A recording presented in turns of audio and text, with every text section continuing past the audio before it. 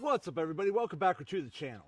So today we're going to be doing a small performance upgrade on my 2022 Ram 3500 Mega Cab Dolly. And what we're going to be installing on the truck is a brand new S&B Cold Air Intake. So without further ado, let's jump in and let's get it done. Okay, so like I said, this is a 2022 Ram 3500 Mega Cab Dolly, and this right here is the factory airbox. Now, based on a lot of reviews and research, this is still somewhat restrictive because this whole system has a lot of emissions equipment on it so that it functions and performs at a basic level. Now, that's where the aftermarket world comes in because there are many upgrades that you could do to these trucks to improve your overall performance. One of them being more airflow to the engine. So in theory, more airflow to the turbo, to the engine, is going to increase performance at some level. When you're really laying into the throttle, you might actually notice a little bit of a smoother acceleration, but it might not be anything major. What you probably will notice is an increase of sound. You'll probably hear your turbo whistle a lot louder and your exhaust brake a lot louder with an aftermarket intake. But at the end of the day, you are going to increase airflow, and a lot of these aftermarket cold air intake companies have done the science, they've done the engineering work, and they've done the proven results where at some point you are increasing your overall performance. Again, whether or not you feel it or not, that's a different story, but aftermarket intakes do increase performance overall. Now, with that said, with this stock airbox, my 2022 Ram 3500 is relatively quiet. I really don't hear the turbo that much. I can hear the exhaust brake a little bit, but it's overall pretty quiet. I actually hear the fan system louder than the intake system on this Ram 3500. So let's go ahead and start the truck. I'm going to let you hear the truck idle, and then I'm going to rev it up a couple times so that you can hear what this sounds like with the stock air intake on it.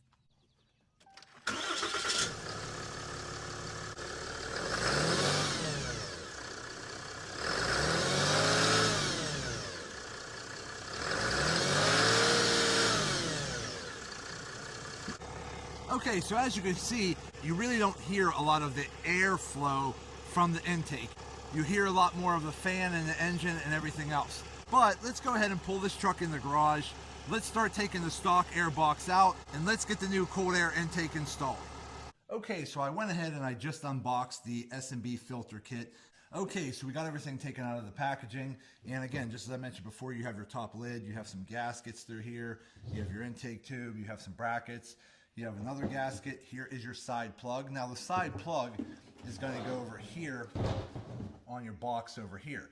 Now it's up to you whether you want to run the side plug or not. It typically will just plug in like that. If you don't want to hear that loud turbo whistle and that loud exhaust brake and that loud influx of air, if you don't really want to hear that and you're just going for the increase of airflow performance, then go ahead and plug this up. But if you're like me and you want to hear that loud turbo whistle and you want to hear the loud exhaust brake and you want to hear that loud suction of air getting sucked in going to the turbo, then don't install the side panel here.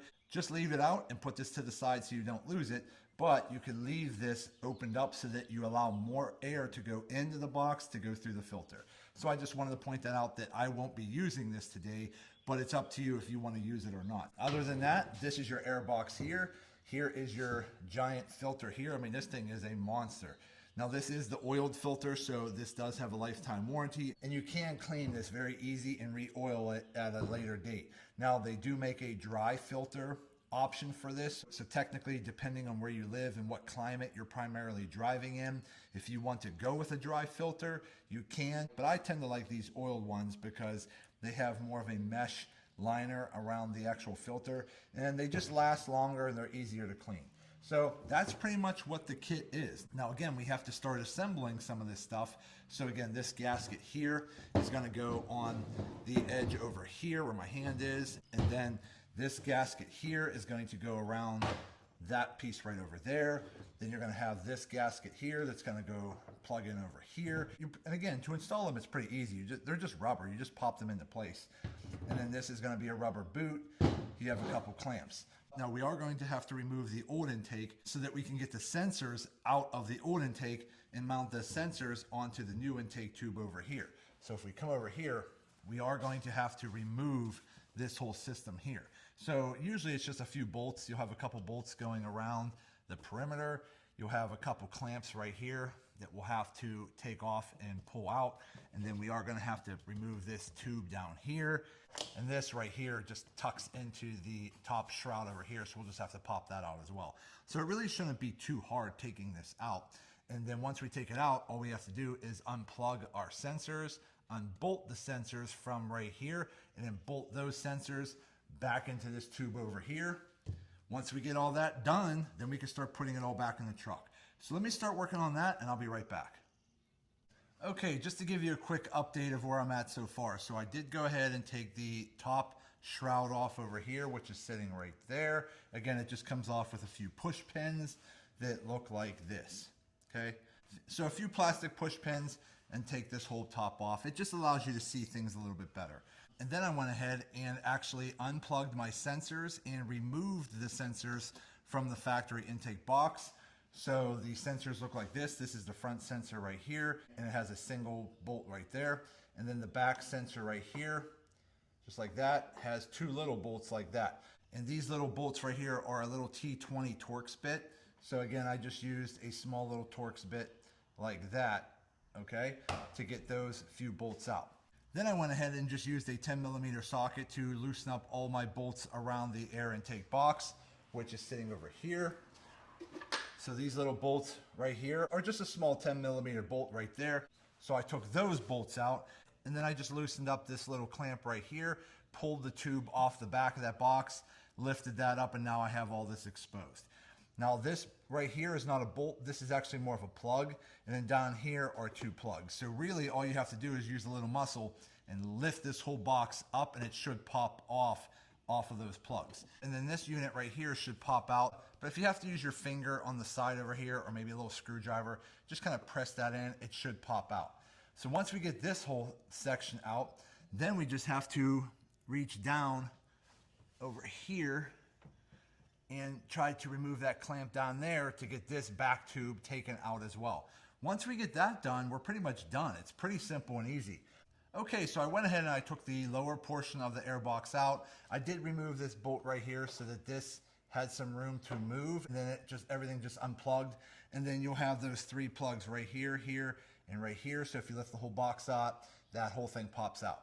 Then I went ahead and I used a long extension like this with a 5/16 socket and came down over here, and I was able to reach that bolt right here on this clamp. Once you loosen the bottom clamp on the bottom of this boot down there, this whole thing pops right out. Again, once you get this all taken out, it's pretty simple and easy. I just have it all sitting over there. Now we just have to go ahead and start getting our sensors put into our new intake tube, which again, pretty simple and easy. They only go in one way. So again, you can see this triangle here with the hole. That's gonna line up with this hole here. So you're just gonna basically slide this portion in, push it all the way in, and then I'll probably use a little blue Loctite on the bolt, and then we're gonna bolt that back down there. And then the next sensor, which will be this one right here, you just have to line up the holes. So here's a hole there, and then a hole down here. You just basically wanna line that up. See, if you stick it in one way, the holes don't line up.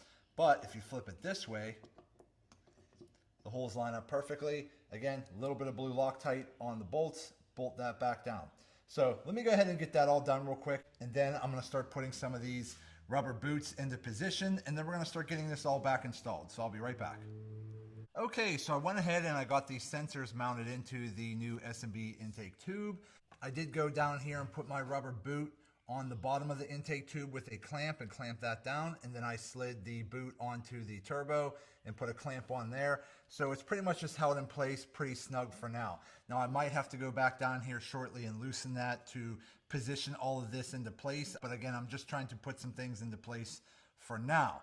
Now I did go over here and I put the rubber gasket on the outside edge here. It just slips on, and these ribs are going to slide into this part right over here. And then I did go ahead and get the rubber boot put on over here. It just pops into place. And then there is a bracket that you have to install on the outside like that.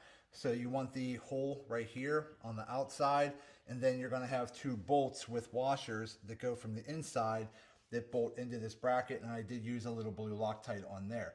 The purpose of this bracket here is that when this is slid into place, it will slide over top of this part right here. This portion right here is going to slide through this portion right here, and then we are basically just going to mount this filter with this clamp here from the inside of the box over here. So let me start working on getting this into position, and then I'll come back with a quick update. So I'll be right back. Okay, so now that we're ready to put the box down into the engine bay area, I did go ahead and take these supplied rubber grommets and pop them into the actual S&B intake box. So I got this one tucked into the side bracket there like that. And then I have the two bottom ones tucked in the bottom just like that, because again, once you slide the box down into place, that slide post is going to slide over this post. And then on the bottom of the box, those two rubber grommets are going to slide over these posts. So once I stick the box into place, there should be enough flex in this tube to go through the back hole. This is already unbolted, so I should have plenty of flexibility on that to slide that into place and then wedge the box into position and bolt it down. So let me start doing that and I'll be right back. Okay, so we went ahead and we got the intake box installed. Everything's mounted, bolted down. The plugs are all in position, nice and tight. I didn't have to loosen the boot down there, so it just slid right through the hole. And then to give yourself more flange for your filter bracket to grab onto, just take your fingers down here and push the rubber boot around the tube just like that, because sometimes your boot might be sticking out further out here. So if you just go ahead and push the rubber boot kind of back a little bit, that'll expose more flange for your filter boot right over here to slide on and then bolt down. Just make sure when you put this in here that you angle the bracket here at an angle so that you can actually get access to that bolt. But that's pretty much it. We pretty much have it installed. Everything's good to go. Again, I did leave my side panel out, but if you want to put it in, it's sitting right over here. You could technically slide it down into here and put it in. You don't have to take this whole thing out. So whether you put the side panel on now or not, if you decide to change your mind later, there is enough room to slide it down into here and plug it into place and or take it out. So whatever you want to do is up to you. For now, I'm going to leave it out. So now all I have to do is slide my new S&B filter down into the intake box, slide the rubber boot over top of the intake pipe, tighten down my bracket. So let me start doing that and I'll be right back. Okay, so we went ahead and we got the filter installed. Once you pop it into position, slide down in there, tighten your bolt. So I got that nice and tight, that's good to go. Now all I have to do is come over here, put my rubber gasket here around the viewing window, peel that white tape off, and then we're gonna pop this into position. So let me do that and we'll be right back. Okay, so we're all done. So we went ahead and we got the gasket put on the viewing window. It just slides right along the edges. And then when you set this into position, you have to kind of press down along the outer edge so that the bottom portion of this gasket flips underneath the lip of the box. But once you get it plugged in, everything will be nice and tight. And then now you'll have this huge viewing window of plexiglass seeing your filter. So now you can look over here to see if you have any dirt or debris or leaves in there that you might need to pull this little tab, pop the window off, and get in there with your shop vac and vacuum any of that extra debris out. But I like taking the side panel out because it allows for more sound from your air intake, and it does increase more airflow into the intake box to be forced in, because again, if you have that plugged, you're only relying on the air that's coming in from the front. I like this open over here. So let's get this out of the driveway and let's check it out.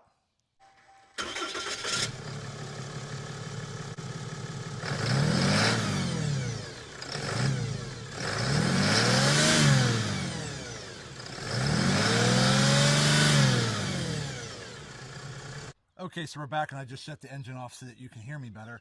But again, my whole goal of installing this S&B air intake, I really just wanted something that's going to increase the amount of airflow going into the turbo and into this engine, and I wanted something that was going to have a larger, better, higher quality filter with a larger viewing window, because I like the way it looks and I like the way it sounds. And when you're out on the highway, whether you're towing or just daily driving, when you really lay into that throttle, you're going to hear more sound from the turbo and your exhaust brake, but you're also going to feel maybe a slight difference in the throttle, probably on the higher RPMs. And when you really get that turbo spooling and get that torque going, you might notice a little bit more of a smoother acceleration at that point.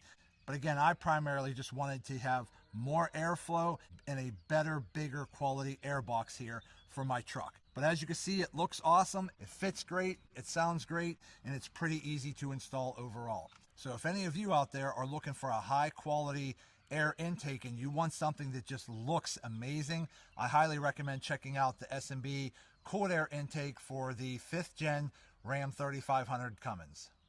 Okay, so I just wanted you guys to listen to the sound of the turbo spool now that we have the new S&B Intake installed. So ready?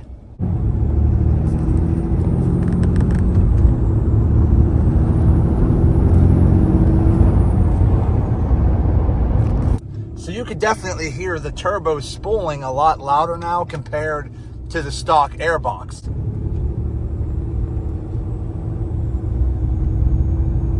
And I have the windows completely rolled up so I can still hear it. Let me get a little speed here and we'll test out the exhaust brake. So yes, you can definitely hear the exhaust brake a lot louder as well, which is really nice. So I could definitely feel a little bit more throttle response when I'm really laying into that throttle. It doesn't feel as laggy, if that makes any sense at all. But I definitely enjoy hearing that turbo whistle and that exhaust brake a lot louder compared to just a quiet truck where I only hear the fan running in the front. This is much better and I really like it. And as you can see, I don't have any codes on the dash. Everything works great and I'm really happy with this S&B Intake. Okay, everybody, so we're all done. We went ahead and we installed the S&B Cold Air Intake on my 2022 Ram 3500 high output diesel truck. It's easy to install, it looks awesome, it sounds awesome, and I highly recommend it. But that's going to be it for today's video. I hope this video helps some of you out. Do me a favor, hit that thumbs up button and like this video. If you have any questions, go ahead and put them in the comment section and I'll get back to you as soon as I can. And also do me a favor, subscribe to the channel because it definitely helps me out and I greatly appreciate it. So that's it. I just want to say thank you to each and every one of you. Thank you. I truly appreciate you all. And as always, see you in the next video.